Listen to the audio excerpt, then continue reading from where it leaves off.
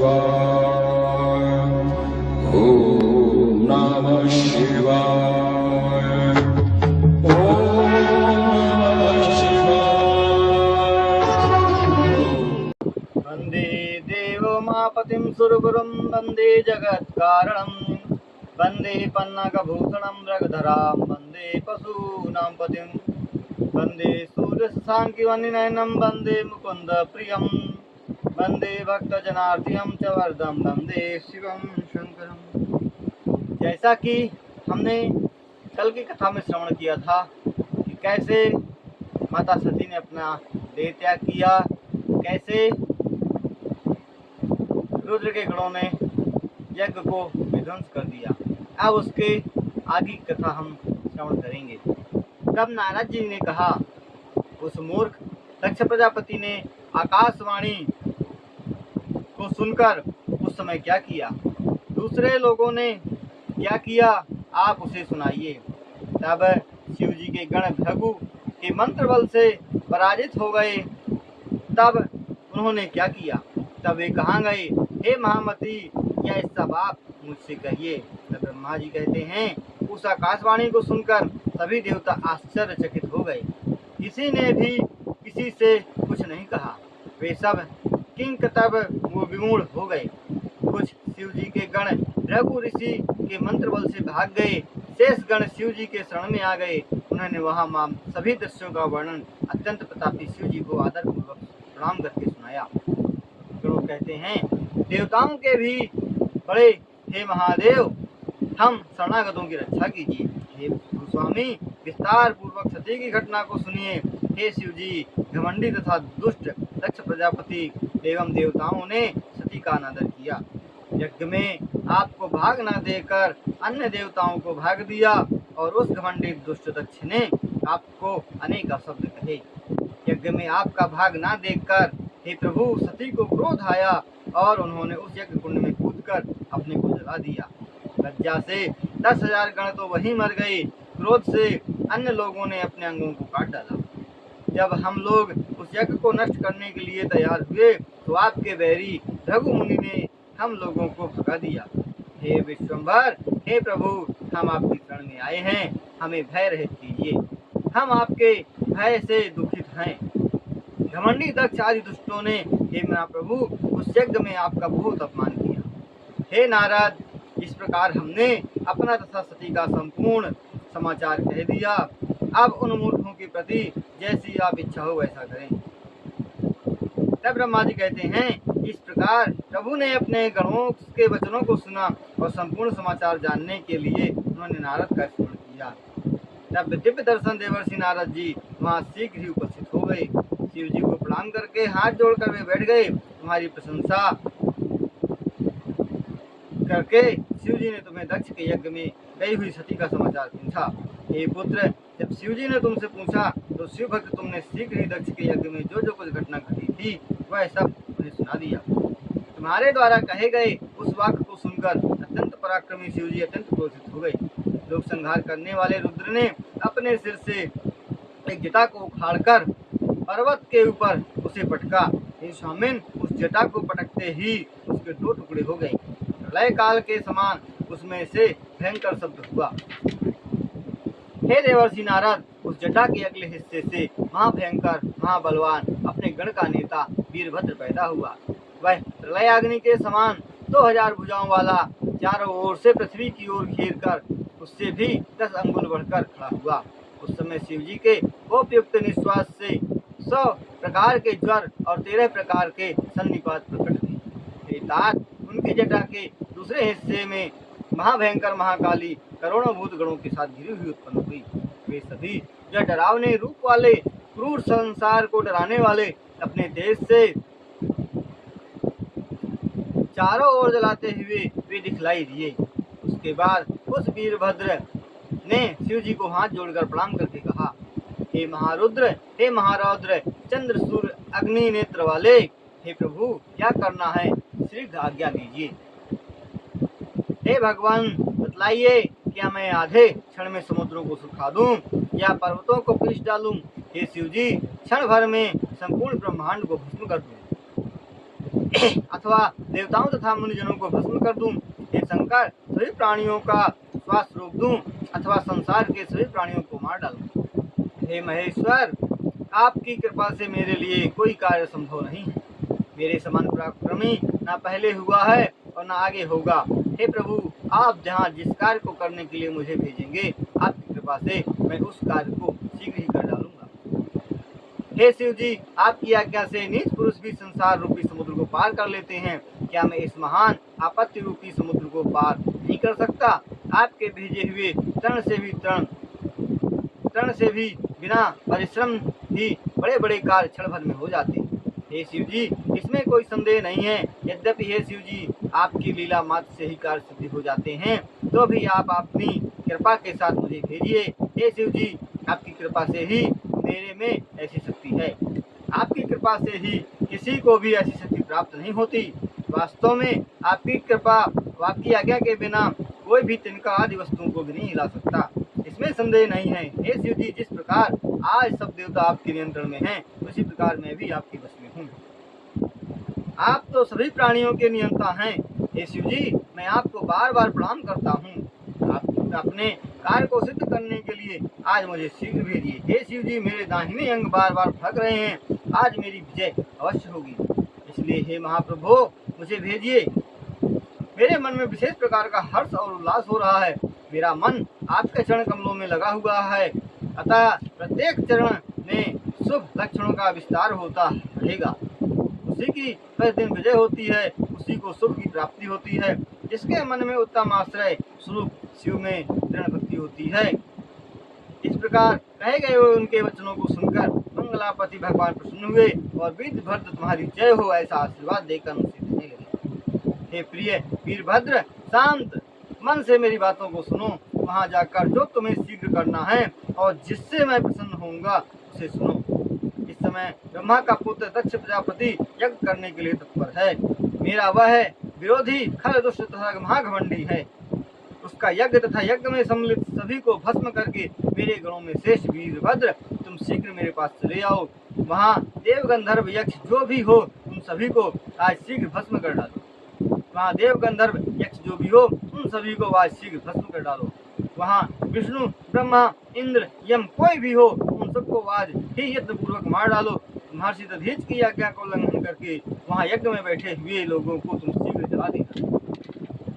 यदि भ्रम से विष्णु आदि देवता प्रथमों के साथ आने लगे तो अनेक प्रकार के आकर्षण मंत्रों से लाकर तुम शीघ्र जला डालो। जो मेरे शपथ का उल्लंघन करके घमंड से वहाँ उपस्थित हों वे सब मेरे द्रोही हैं। आगे आग की लपटों से जला डालो। दक्ष के यज्ञ मंडप में स्थित पुरुषों को धन संपत्ति तथा स्त्रियों से जलाकर भस्म करके फिर तुम शीघ्र चले आओ। यद्यपि तुम्हारे वहां पहुंचने पर विश्व आदि देवता आदर के साथ तुम्हारी स्तुति करेंगे, किंतु तुम उन सबको जला देना। मेरे साथ वैर करने वाले सभी उपस्थित देवताओं को आग की लपटों से जला देना। उस समय तुम किसी की चिंता मत करना। हे वीर, वहाँ दक्ष आदि सभी को स्त्री तथा बंधु बांधवों सहित अपनी लीला से जलाकर तभी तुम आनंद से पानी पियो। वेदों की मर्यादा के रक्षक काल के भी शत्रु शिव जी क्रोध से आंखें लाल करके उस महावीर से कहकर चुप हो गए। इस प्रकार शिव महापुराण में वीरभद्र की उत्पत्ति नामक 32वां अध्याय समाप्त हुआ। तब ब्रह्मा जी कहते हैं, इस प्रकार शिव जी द्वारा कहे गए वचनों को आदर पूर्वक सुनकर वीरभद्र प्रसन्न हुआ और उसने शिव जी को प्रणाम किया। देवताओं के भी देवता शिव जी के आदेश को सिरोधार्य करके वीरभद्र शीघ्र ही वहां से यज्ञ मंडप की ओर चल पड़ा। शिव जी ने उसकी शोभा के लिए उसके साथ अपने महावीर प्रलय काल की अग्नि के सदस्य भयंकर करोड़ों गणों को भेजा दिया। उसके बाद वे बलशाली गण वीरभद्र के आगे पीछे कुतूहल करते हुए चल पड़े। वीरभद्र के साथ जो गण थे वे काल के काल शिव जी के पास थे। वे सभी शिव रूपधारी थे। शिव जी के वेशभूषा को धारण किया हुआ वह हजारों हाथों वाला भयानक महात्मा वीरभद्र रथ में बैठकर यज्ञ स्थल की ओर चल पड़ा। उसके रथ का प्रमाण 400 हाथ लंबा था और उसमें 10,000 सिंह जुटे हुए थे। इस प्रकार उसके पार्श्व रक्षक भी अनेक सिंह थे। उसके साथ बाघ, मगर, मछलियां तथा हाथी भी हजारों में थे दक्ष का विनाश करने के लिए जब वीरभद्र चल पड़े उस समय कल्प वृक्ष से फूलों की वर्षा होने लगी। शिव जी के सदस्य वेशभूषा धारण किए हुए उस वीर की गणों ने यात्रा के अवसर पर स्तुति और कुतूहल करने लगी। काली कात्यायनी सानी चामुंडा मुंडमर्दिनी भद्रकाली भद्रा त्वरिता वैष्णवी महाकाली सहित 9 दुर्गाओं एवं अपने गणों को लेकर वह दक्ष का विनाश करने के लिए चल दिया। याकनी साकनी भूत प्रथमगढ़ गुह्यक कुष्मांड परपट चटक ब्रह्म राक्षस भैरव क्षेत्रपाली ये सभी शिव जी की आज्ञा को मानने वाले शीघ्र ही दक्ष के यज्ञ का विनाश करने के लिए निकल पड़े। इसी प्रकार 64 योजना भी दक्ष के यज्ञ का विनाश करने के लिए निकल पड़ी। हे नारद जी, उन गणों की संख्या को सुनिए। उन धीर तथा बलवानों के कुछ मुख्य संग थे। शंकर नामक गणाधीश्वर तथा केकराक्ष ये दोनों 10-10 करोड़ गणों को साथ लेकर आए। विकृत 8 करोड़ गणों को लेकर आया। विशाख 64 करोड़, परियात्रिक 9 करोड़, सर्वाकक 6 करोड़, वीर विक्रांत 6 करोड़ गणों में श्रेष्ठ ज्वालकेश 12 करोड़, समत 7 करोड़, रुद्रध्रव 8 करोड़, कपालीस 5 करोड़, संदारक 6 करोड़, कोटिकुंग 1 करोड़, गणश्रेष्ठ विषंट 8 करोड़, सन्ना तथा पिप्पल 7-7 करोड़, आवेशान तथा चंद्र तापन 8-8 करोड़, महावेश नामक गणों का स्वामी 1000 करोड़ गणों से घिरा था। हे मुनीश्वर, कुंडी और पर्वत 12-12 करोड़ गणों से युक्त होकर ये सब दक्ष के यज्ञ का विनाश करने के लिए निकल पड़े। काल, कालक और महाकाल ये 100-100 करोड़ गणों को लेकर दक्ष यज्ञ का नाश करने के लिए चल दिए। अग्निकृत 100 करोड़, अग्निमुख, आदित्य मूर्धा और घनावह 1-1 करोड़, सन्नाह 100 करोड़, कुमुद, अमोघ, कुकिल गणों के स्वामी 1-1 करोड़ गणों के साथ, काष्ठगुड़, सुकेशी, वृषभ तथा सुमंत्रक नामक गणाधिपति 64-64 करोड़ गणों के साथ लेकर चल पड़े। काक पादोदर तथा संतानक नामक गणाधिप 60 करोड़ गणों को लेकर आए। महाबल नामक गणाधिप 9 करोड़ गणों को लेकर आया। मधुपिंग तथा पूर्णभद्र नामक गणों के स्वामी 9 करोड़ गणों को लेकर के वहां आए। चतुर्वक्त 100 करोड़ गणों के साथ काष्ठागुड़, सुकेश, वृषभ, विरूपाक्ष, तालकेतु, पांचास, सदास ये गणाधिप 64-64 करोड़ गणों के लेकर वहां पहुंचे। संवर्तक, पुलिस, कोलांतक, दीपात्मा, दैत्यांतक, महादेव के प्रिय श्रीमान भृंगी, ऋटि, असिन, मालक वे 64 करोड़ गणों को लेकर वहां पहुंचे। इस प्रकार वीरों के स्वामी वीरभद्र शिव जी की आज्ञा से 20 सैकड़ों और हजारों करोड़ गणों से घिरे हुए वहां पहुंचे। 1000 करोड़ रोमज भूतों के साथ तथा 3 करोड़ स्वगणों के साथ वीरभद्र वहां शीघ्रता के साथ पहुंचा। उस समय जटाहर आदि गणों ने घेरी, शंख तथा विविध प्रकार के श्रृंग वाद्य बजाए। उनके चारों ओर फैले हुए शब्द योद्धाओं को सुख देने लगे। हे महामुनि नारद, महाबली सेना सहित उस वीरभद्र की यात्रा में विविध प्रकार के सुखद शुभ शकुन होने लगे। इस प्रकार शिव महापुराण में वीरभद्र यात्रा नामक 33वां अध्याय संपन्न हुआ। तब ब्रह्मा जी कहते हैं, हे इस प्रकार असंख्य गणों के साथ वीरभद्र के चलने पर दक्ष प्रजापति तथा यज्ञ में उपस्थित देवताओं, ऋषियों, मुनियों तथा ब्राह्मणों ने भी अनेक प्रकार के अशुभ सगुन देखे। हे नारद, जब गणों सहित वीरभद्र चला उस समय 3 प्रकार के यज्ञ के नाश को सूचित करने वाले उत्पाद होने लगे। दक्ष की बाईं आंख, भुजा तथा टांग फड़कने लगी। हे तात, ये लक्षण अनेक प्रकार के कष्ट देने वाले तथा अशुभ सूचक होते हैं। दक्ष के यज्ञ स्थल पर भूकंप होने लगा और दोपहर के समय दक्ष को आकाश में आश्चर्यजनक नक्षत्र दिखलाई दिए। दिशाएं मलिन हो गईं तथा सूर्य धुंधला पड़ गया। उसके चारों ओर भयंकर परिवेश दिखाई देने लगा। बिजली तथा अग्नि की भांति तारे टूटकर गिरने लगे। नक्षत्रों की गति उल्टी और नीचे की ओर हो गई। सैकड़ों गिर दक्ष के सिर को छूकर उड़ने लगे और गिरों के पंखों की छाया से यज्ञ मंडप चारों ओर से ढक गया।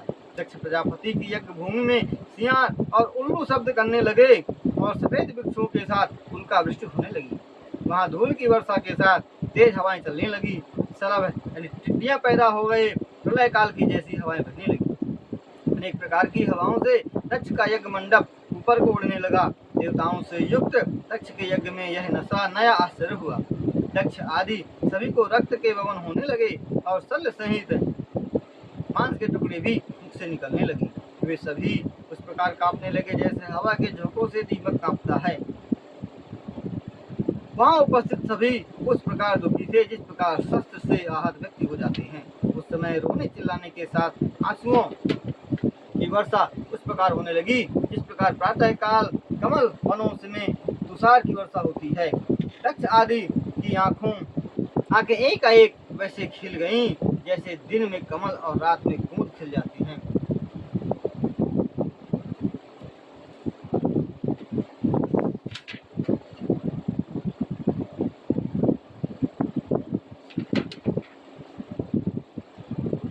आकाश से रक्त की वर्षा होने लगी, चारों ओर दिशाएं जलने लगी, जिसे देखकर सब घबरा गए। हे मुनि, इस प्रकार पत्रों को देखकर विष्णु आदि देवता मुनि ब्राह्मण अत्यंत भयभीत हो गए। वे सभी मूर्छित होकर हम मर गए ऐसा कहकर भूतल पर उस प्रकार गिर गए जैसे नदी के तट पर उगे हुए वृक्ष उसके बेग से नष्ट हो जाते हैं।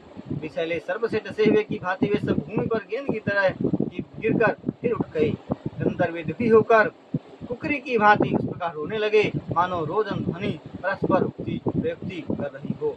उस समय विष्णु सहित सबकी शक्ति कुंठित हो गई। सभी अपने अपने स्थानों में जाकर कछुओं की भांति रखने लगे। इसी बीच वहां आकाशवाणी सुनाई पड़ी। उसने लक्ष्य सभी देवता तथा विशेषकर दक्ष प्रजापति थे।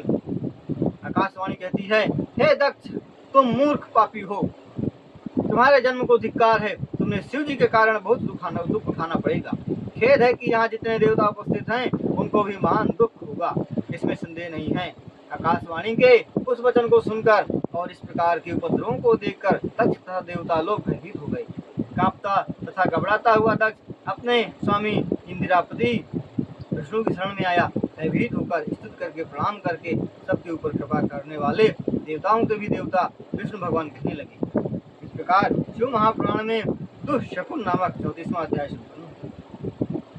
दक्ष प्रजापति कहता है, हे महाप्रभु, देवताओं के भी देवता, हे हरि, हे विष्णु दीन बंधु कृपा निधि, आप यज्ञ सहित मेरी रक्षा कीजिए। आप मुक्त स्वरूप मत करने वाले तथा मत के रक्षक हैं।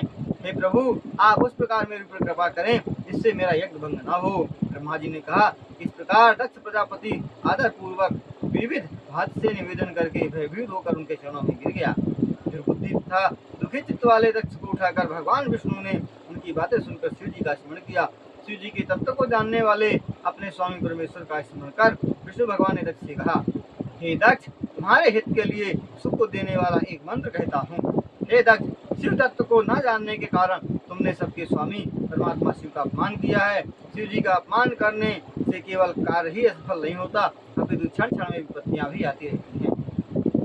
अपूज्यों की जहाँ पूजा की जाती है और पूज्य का जहाँ पूजन नहीं होता वहाँ दरिद्रता, भय तथा मृत्यु ये तीनों देखी जाती हैं। इसलिए तुम्हें सभी प्रकार से शिव जी का सम्मान करना चाहिए। उनका अपमान करने से ही आज यह महान भय उपस्थित हुआ है। आज तुम्हारी इस दुर्नीति से हम सब प्रभावहीन हो गए हैं। मैं तुमसे सत्य कह रहा हूँ। विष्णु भगवान के उस वचन को सुनकर दक्ष चिंतित हो गया। उसका मुख फीका पड़ गया और चुप होकर बैठ गया। इसी बीच में शिव जी द्वारा भेजा गया अनेक गणों का नायक वीरभद्र सेना से यज्ञ स्थल में चला आया। कुछ गण उसके पीछे, कुछ आकाश से, कुछ दिशाओं से और कुछ विदिशाओं से आकर घेर लिया। शिव जी की आज्ञा से शिव जी के समान पराक्रमी असंख्य सूर सिंहनाद करते हुए वहां पहुंच गए। उनके सिंहनाद का शब्द तीनों लोकों में सुनाई देने लगा। धूल से आकाश तथा अंधकार से दिशाएं ढक गईं।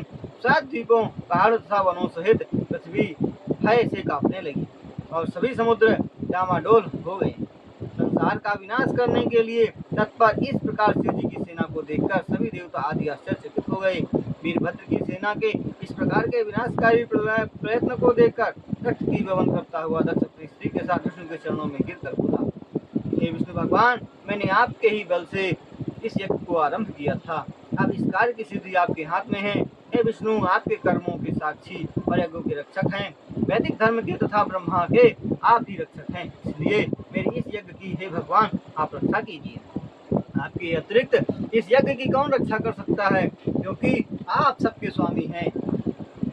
दक्ष के इन वचनों को सुनकर विष्णु ने दीन होकर उस शिव विमुख दक्ष को समझाया, हे दक्ष, मैं तुम्हारे यज्ञ की रक्षा करूंगा, क्योंकि मेरी यह सत्य प्रतिज्ञा है कि मैं धर्म की रक्षा करता हूँ।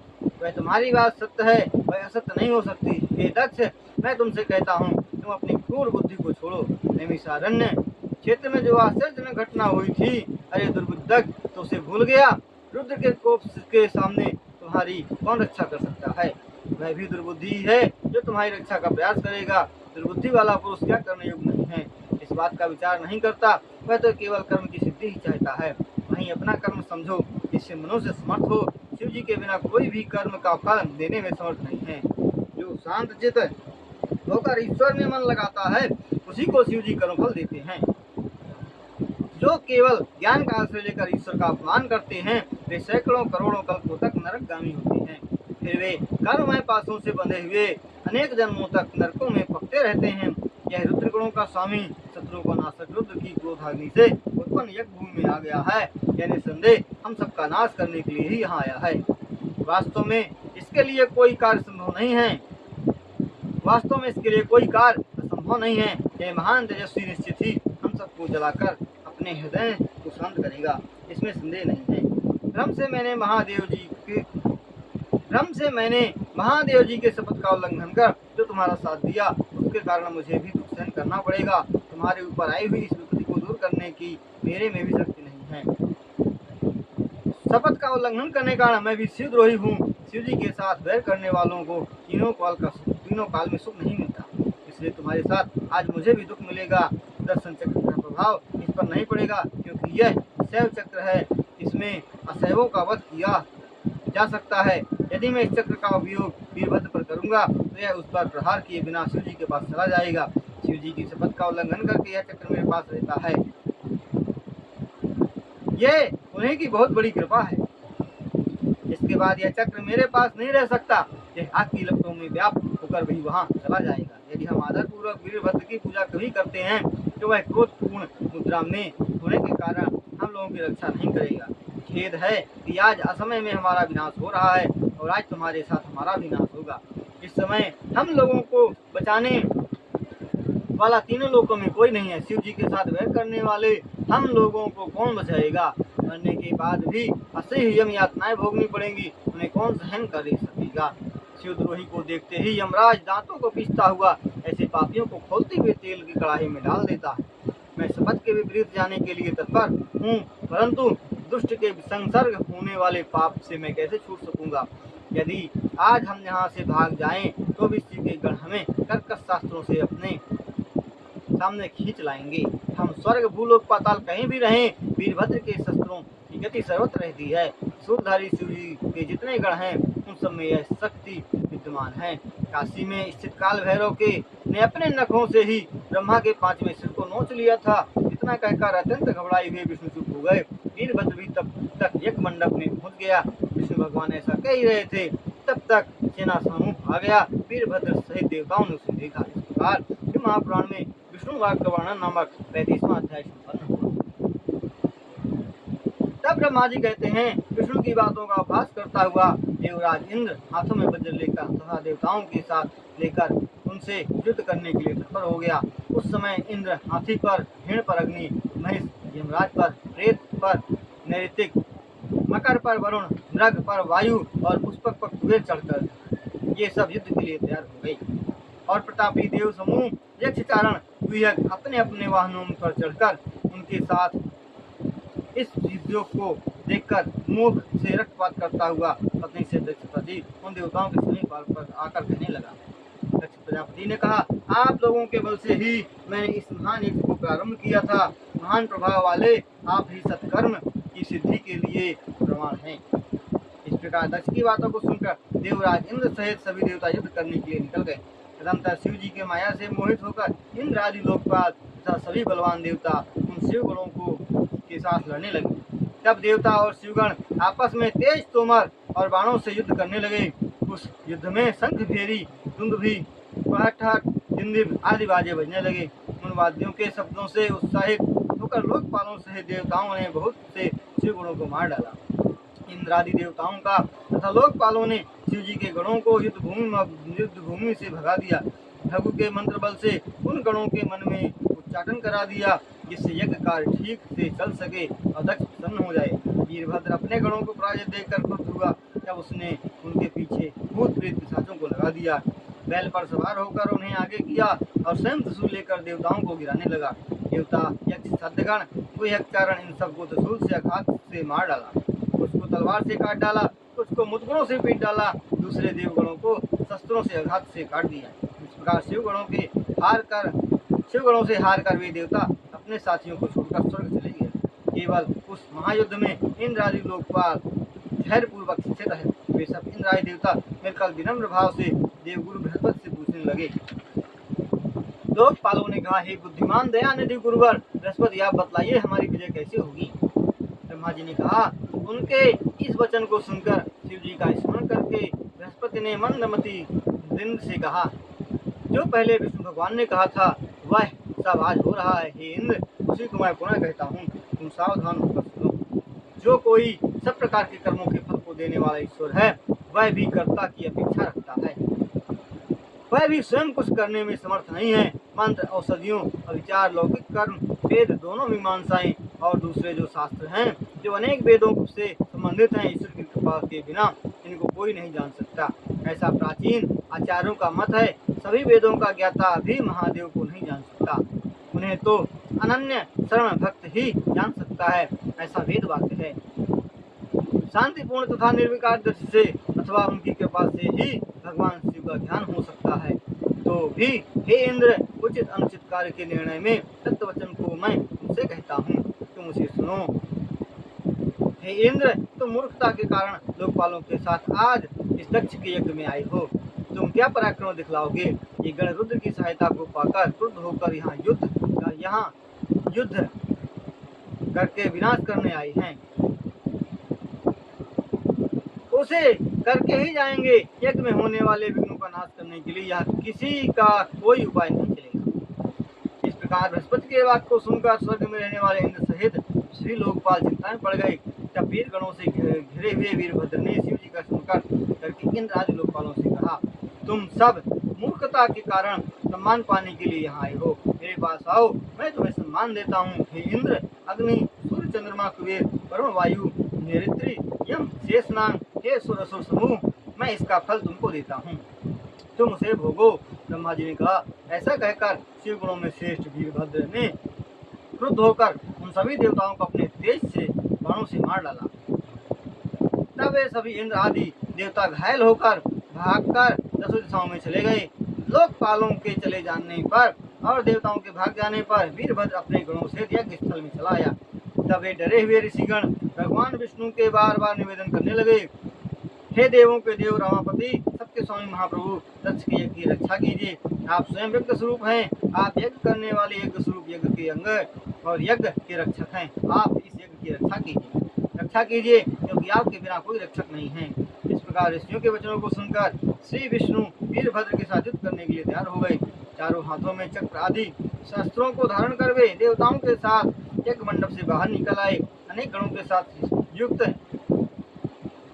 हाथ में शूल लेकर वीरभद्र ने विष्णु भगवान को युद्ध के लिए तैयार देखा। उनको देखकर वीरभद्र का मुख टेढ़ी भौं से युक्त हो गया, जैसे पापी को देखकर यमराज और हाथी को देखकर शेर क्रुद्ध हो जाता है। इस प्रकार विष्णु को देखकर गणों से युक्त शत्रुनाशक वीरभद्र ने क्रुद्ध होकर शीघ्र कहा। वीरभद्र ने कहा, अरे विष्णु, तूने महादेव के शपथ का उल्लंघन कैसे किया। क्या तुम्हारे मन में घमंड हो गया है। तुम्हारे में रुद्र के शपथ का उल्लंघन करने की शक्ति है। तुम कौन हो। तीनों लोक में तुम्हारा कौन रक्षक है। तुम यहाँ क्यों आए, हम क्या जानते नहीं हैं। तुम दक्ष के यज्ञ के रक्षक कैसे हो सकते हो। बोलो। सती ने जो कुछ किया वह तुमने नहीं देखा। दधीचि ऋषि ने जो कहा वह तुमने नहीं देखा। तुम भी दक्ष के इस यज्ञ के सम्मान पाने के लिए आए हो। हे महाबाहो, मैं अभी तुम्हें उसका फल देता हूँ। हे विष्णु, अभी मैं त्रिशूल से तुम्हारी छाती को फाड़ दूंगा। तुम्हारा कौन रक्षक होगा। मेरे पास आ जाए, तुम्हें अभी भूमि पर गिराकर आग से जला दूंगा। तुम्हें जलाकर शीघ्र ही पीस दूंगा। और प्यारे दुराचारी शिवमुख विष्णु, क्या तुम शिव जी के पवित्र महत्व को नहीं जानते।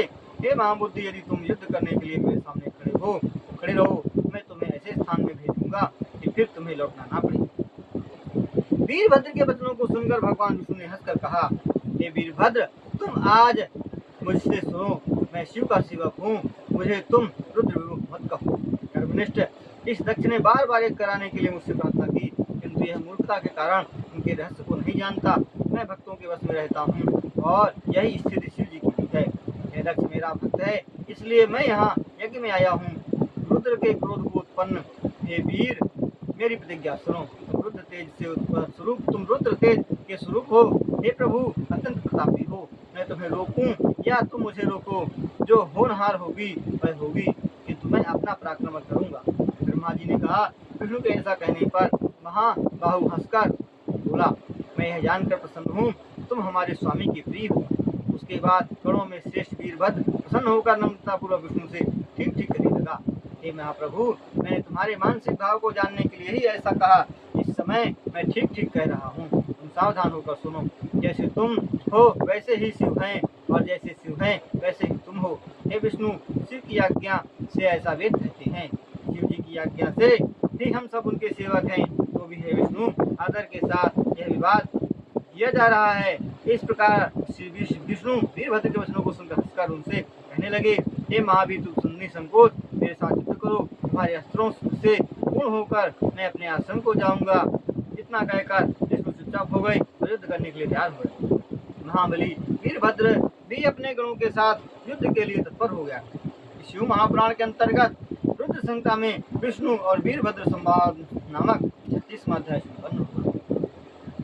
तब ब्रह्मा जी कहते हैं, हे महाबली वीरभद्र की संपूर्ण आपत्तियों को दूर करने वाले शिव जी का मन में स्मरण करके विष्णु भगवान के साथ युद्ध करने के लिए तत्पर हो गया।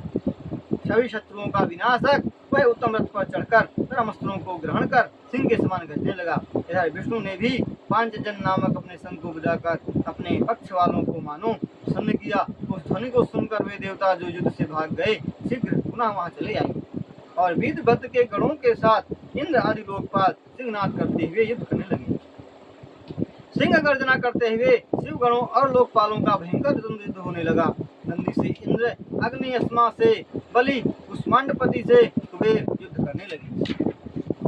उस समय 100 पर वाले वज्र से इंद्र ने नंदी को घायल कर डाला और नंदी को त्रिशूल से इंद्र की छाती फाड़ डाली। इस प्रकार दोनों बलवान बड़े उत्साह से आपस में युद्ध करने लगे। अनेक प्रकार से परस्पर जीतने की इच्छा से वे दोनों युद्ध करने लगे। अत्यंत क्रोध युक्त अग्निदेव ने शक्ति से अस्मा को पीटा। उसने भी बड़े वेग से तेज धार वाले शूल से अग्निदेव पर प्रहार किया। अपने गण के मुखिया महालोक ने शिव जी का स्मरण कर प्रसन्नता से यम के साथ युद्ध किया। बलवान चंड ने आकर दिव्य अस्त्रों से निरिति को आश्चर्यचकित करते हुए उसके साथ युद्ध किया। महाबली मुंड ने दिव्य अस्त्रों को लेकर उसे चकित करते हुए उसके साथ युद्ध किया। वायुदेव ने अपने तेजस्वी अस्त्र से भृंगी सहित भृंगी को आहत किया, तथापि भृंगी ने त्रिशूल से वायु पर प्रहार किया। वीर कुष्मांडपति आदर से हृदय से महेश्वर का ध्यान करते हुए कुबेर के साथ युद्ध करने लगा। भैरव वीर नायक ने योगिनी चक्र सहित होकर देवताओं को चीर फाड़कर उनका रत्नपान कर डाला। क्षेत्रपालों ने देवताओं को खा लिया। महाकाली ने उन देवताओं को फाड़कर उनका बहुत सारा रक्तपान कर डाला। उसके बाद महान तेजस्वी विष्णु उनके साथ लड़ने लगे। उन्होंने 10 दिशाओं को जला देने वाला चक्र उनके ऊपर फेंका। क्षेत्रपाल वेग से आते हुए चक्र को देखकर वहां आकर उस चक्र को निकल गया। दूसरों के नगर को जीतने वाले विष्णु ने अपने चक्र को निकला हुआ देखकर उसके गले को मसलकर शत्रु के मुख से चक्र उड़वा लिया। संसार के एकमात्र रक्षक महाबली भगवान विष्णु अपने चक्र को लेकर अनेक शस्त्रों को धारण करने वाले शिवगणों के साथ लड़ने लगे। उत्साह के साथ उनके साथ विष्णु भगवान युद्ध करने लगे और वे भी अनेक प्रकार के अस्त्रों को भगवान के ऊपर फेंक कर रहे थे। इधर से भैरव आदि शिवगण भी विष्णु के साथ साहस के साथ अनेक अस्त्रों के साथ क्रोधित होकर युद्ध कर रहे थे। इस प्रकार उसने भयंकर युद्ध को देखकर अत्यंत शक्तिशाली विष्णु ने लौटकर पुनः उनसे युद्ध प्रारंभ कर दिया। उसके साथ क्रोधांत होकर महातेजस्वी विष्णु ने वीरभद्र के साथ युद्ध किया। तब वीरभद्र और महाविष्णु के बीच रोमांचकारी युद्ध हुआ। विष्णु के योग बल से उनके शरीर से असंख्य शंख चक्र गदा हाथ लिए भयंकर वीर पैदा हो गए। विष्णु के समान पराक्रमी वे वीरभद्र को डांटते हुए तथा उसके साथ युद्ध करने लगे। इन सबको वीरभद्र ने शिव जी का स्मरण कर शूल के प्रहार से मार डाला। तदंतर भगवान वीरभद्र ने युद्ध भूमि में विष्णु की छाती पर शूल का प्रहार किया, जिससे उस प्रकार के एकाएक विष्णु भगवान युद्ध भूमि में मूर्छित हो गए। प्रलय काल के अग्नि के सदस्य तीनों लोगों को जलाने वाला एक आश्चर्यजनक तेज उत्पन्न हुआ, जिससे वीर भी डर गए। क्रोध से लाल आंखें करके विष्णु भगवान हाथ में चक्र लेकर पुनः युद्ध करने के लिए खड़े हो गए। प्रलय काल के सूर्य के समान तेजस्वी उनके उस चक्र को वीरभद्र के प्रति प्रभु शिव ने जड़ बना दिया। महामुनि माया के स्वामी महाप्रभु शिव के प्रभाव से विष्णु भगवान द्वारा हाथ में लिया हुआ चक्र जड़ की भांति पड़ा रहा। उसके बाद विष्णु जी गढ़ स्वामी वीरभद्र से बातचीत करते हुए वैसे खड़े रह गए जैसे पहाड़ खड़ा होता है।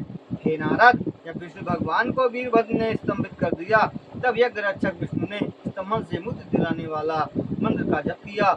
हे नारद, स्तंभन से मुक्त होकर रमापति विष्णु ने क्रुद्ध होकर अपना धनुष बाण उठाया। हे नारद, वीरभद्र ने अपने 3 बाणों से उनके सांग धनुष को अपमानित करके उसकी 3 टुकड़ी कर दी।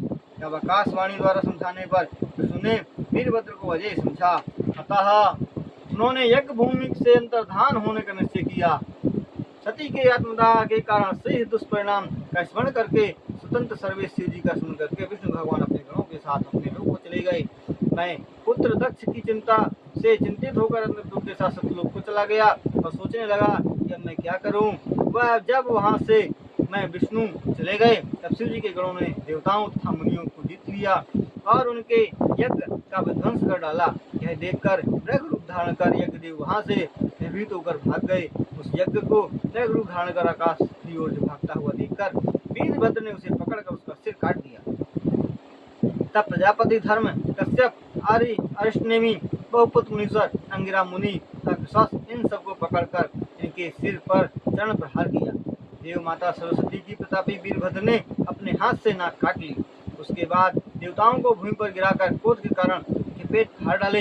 वीरभद्र का मुख प्रमुख देवताओं तथा मुनियों को मारने पर भी क्रोध शांत नहीं हुआ। वह नागराज की भांति पुकारता ही रहा। जंगली प्राणियों के विनाशक सिंह की भांति वीरभद्र अपने शत्रुओं का विनाश करने के बाद भी चारों दिशाओं की ओर प्रतिक्षण देखता रहा कि कौन वहां है। तब तक प्रतापी मणिभद्र ने रघु जी के पैर से दबोचकर उसकी दाढ़ी नोच ली। चंद्र ने शीघ्रता से पूषा के दांत उखाड़ लिए, क्योंकि जब शिव जी को श्राप दिया गया था तब वह दांत दिखाकर हंस रहा था। नंदी के क्रोध से भग ने के दोनों नेत्र निकाल लिए, क्योंकि इसी ने श्राप देते समय आंख से इशारा किया था। स्वाहा स्वधा दक्षिणा मंत्र तंत्र जो भी वहां थे उन सब पर गणनायकों ने प्रहार किया। क्रुद्ध होकर शिवगणों ने उस वेदानक नामक अग्नि पर पुरीस की वर्षा कर दी। उस यज्ञ की शिवगणों ने दुर्गति कर डाली। बलि वीरगण वीरभद्र के भय से दक्ष अंतर्वेदी में छुप गया। यह जानकर वीरभद्र ने उसे बलपूर्वक ले आया।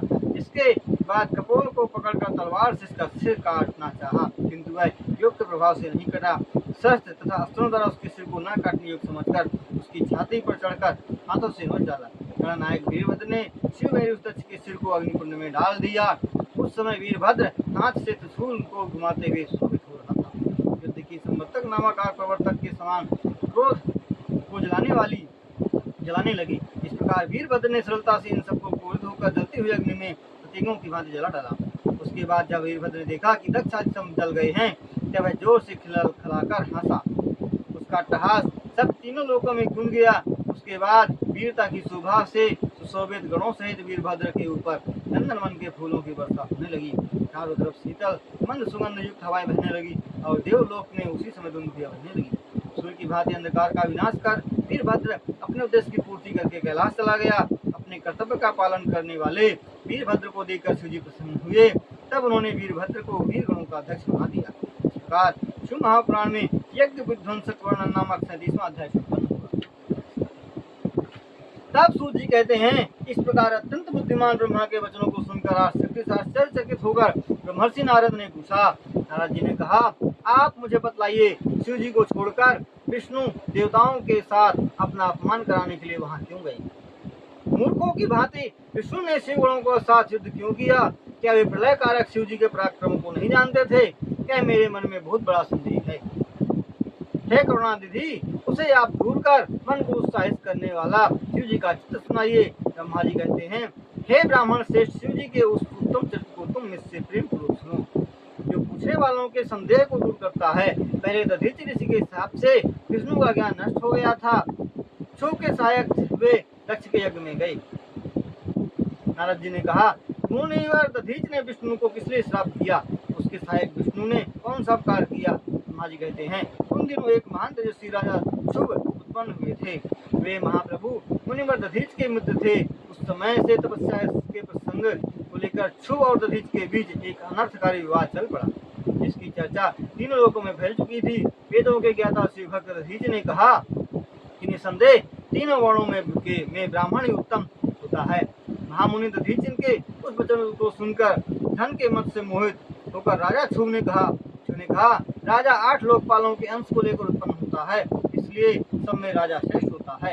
वही वर्ण आश्रम का स्वामी भी होता है। वेद का वचन है कि राजा सभी देवताओं का स्वरूप होता है, इसलिए हे मुनिवर वह मैं श्रेष्ठ हूँ। इसलिए ब्राह्मण से बड़ा राजा होता है, ऐसा च्यवन को समझना चाहिए और उसका अपमान नहीं करना चाहिए। अतः तुम मेरी पूजा करनी चाहिए। ब्रह्मा जी ने कहा, हे मुनिवर, श्रुति स्तुति के विरुद्ध क्षुभ के वचनों को सुनकर भृगुवचन क्रुद्ध हुए।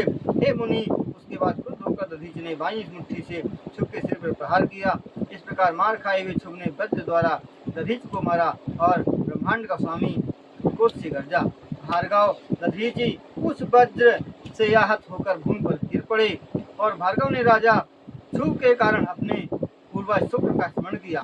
शीघ्र ही शुक्र ने आकर क्षुभ द्वारा दधीच के शरीर पर किए गए प्रहार को ठीक कर डाला। शिव भक्तों में प्रमुख और मृत्युंजय विद्या के प्रवर्तक शुक्र ने दधीच के शरीर को पहले की भांति ठीक कर डाला। शुक्र ने कहा, हे प्रिय दधीच, मैं सर्वेश्वर शिव जी की पूजा करके वैदिक महामृत्युंजय मंत्र का तुम्हें उपदेश करता हूँ। हम तीनों लोकों में तीनों मंडल के साथ तीनों गुणों के स्वामी शिव जी का पूजन करते हैं। 3 तत्व वाले, 3 अग्नियों वाले, 3 लोकों वाले और 3 बाहुओं वाले, जो तीनों देवताओं में महादेव हैं, त्रिगुणात्मक सभी प्राणियों में सब जगह सुगंधि और पुष्ट को बढ़ाने वाले हैं। वे सभी इंद्रियों में, देवों में, गुणों में उस प्रकार बलवान हैं जिस प्रकार पुष्पों में सुगंध होती है। इस प्रकार वे देवताओं के स्वामी हैं। इस व प्रकृति तथा पुरुष के योग से पुष्टिकारक हैं। महत् से लेकर विशेष तक विकल्प उसी से होता है। ये मुनिवर, वे ही ब्रह्मा विष्णु आदि देवों तथा मुनियों तथा इंद्रियों के पुष्टिकारक हैं। हे प्रजापति, उस अविनाशी रुद्रदेव के कर्म से, तप से, वेदाध्ययन से, योग से, ध्यान से तथा सत्य से अथवा किसी प्रकार से सूक्ष्म मृत्यु पाश से, बंधन से स्वयं भगवान शिव खरबूजा या ककड़ी की भांति मुक्त कर देते हैं। यह मेरा सर्वोत्तम मृत संजीवनी मंत्र है। भक्ति पूर्वक शिव जी का स्मरण करते हुए इस मंत्र का नियम पूर्वक जप करना चाहिए। इस मंत्र का जप करके, इस मंत्र से हवन करके, इस मंत्र से जल को अभिमंत्रित करके जल पियो। शिव जी के पास बैठकर उनका ध्यान करो, फिर मृत्यु का भय नहीं होता। न्यास आदि द्वारा शांतित होकर भक्तवत्सल शिव जी की पूजा करें। अब मैं इसके ध्यान की विधि कहता हूँ। इसके बाद मंत्र का जप करने से मनुष्य का शिव जी के कृपा से मंत्र सिद्ध हो जाता है। दोनों कर कमलों द्वारा 2 घड़ों को उठाकर अपने सिर पर जल की धारा गिराकर पुनः अपनी गोद में दोनों घड़ों के हाथों द्वारा धारण किए हुए अक्षमाला कस्तूरी कमल पुष्प से युक्त सिर में स्थित चंद्रकला से अमृतवार से नीले शरीर वाले पार्वती से नेत्र मृत्युंजय भगवान का मैं ध्यान करता हूँ। तो ब्रह्मा जी कहते हैं, शुक्र इस मंत्र का मुनिवर दधीच को उपदेश देकर शिव जी का स्मरण करते हुए अपने धाम को चले गए। इसके बाद इस वचन को सुनकर महामुनि दधीच भक्ति पूर्वक शिव जी का स्मरण करता हुआ उनको चला गया। वहाँ जाकर यथा विधि महामृत्युंजय नामक उस मंत्र का भक्ति पूर्वक जप करता हुआ शिव का स्मरण तप करने लगा। बहुत समय तक उस मंत्र का जप करके और अपनी तपस्या से शिव जी की आराधना करके उसने महामृत्युंजय शिव को प्रसन्न कर लिया। हे मुनिवर, भक्तवत्सल शिव जी उसकी तपस्या से प्रसन्न होकर उसके सामने प्रकट हुए। अपने स्वामी शिव जी को देखकर वह मुनिवर प्रसन्न हुआ और यथा विधि हाथ जोड़कर उनकी स्तुति करने लगा। हे मुनिवर, उसके बाद शिव जी ने प्रसन्न होकर च्यवन पुत्र दधीच से वर मांगने को कहा। इस प्रकार शिव जी के वचनों को सुनकर भक्तवर दधीच ने हाथ जोड़कर सिर झुकाकर भक्तवत्सल शिव जी से आगे कहा, हे देवों को देव महादेव, मुझे 3 वर दीजिए। मेरी अस्थियां वज्र के समान हो, मुझे कोई मार ना सके और मैं कभी दीन ना हो। ब्रह्मा जी ने कहा, दधीच के वचनों को सुनकर शिव जी ने प्रसन्न होकर उसे 3 वर दिए।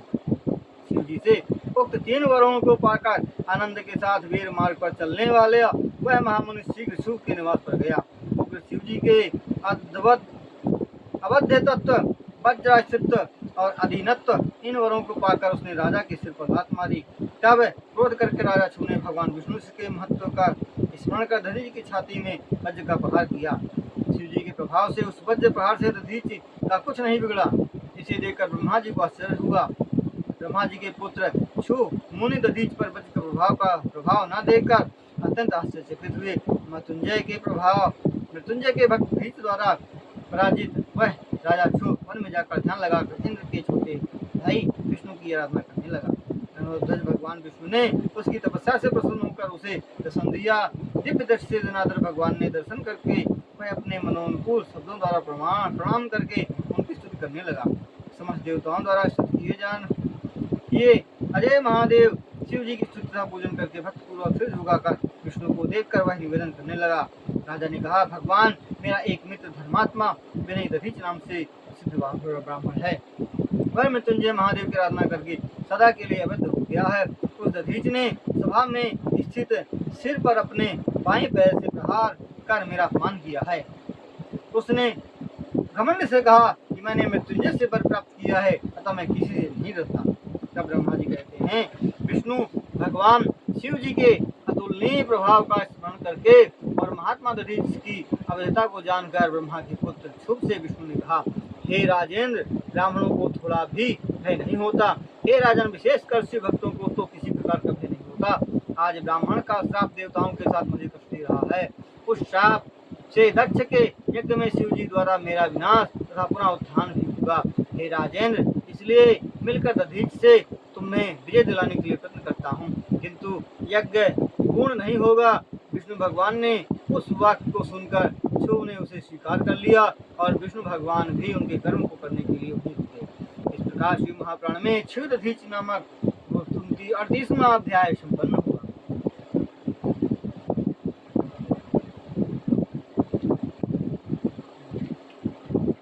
वंदे देवमापतिं सुरगुरुं वंदे जगत्कारणं वंदे पन्नगभूषणं मृगधरां वंदे पशूनां पतिं वंदे सूरशशाङ्कवर्णनयनं वंदे मुकुन्द प्रियं वंदे भक्तजनार्तिहं च वरदं वंदे शिवं शङ्करम्।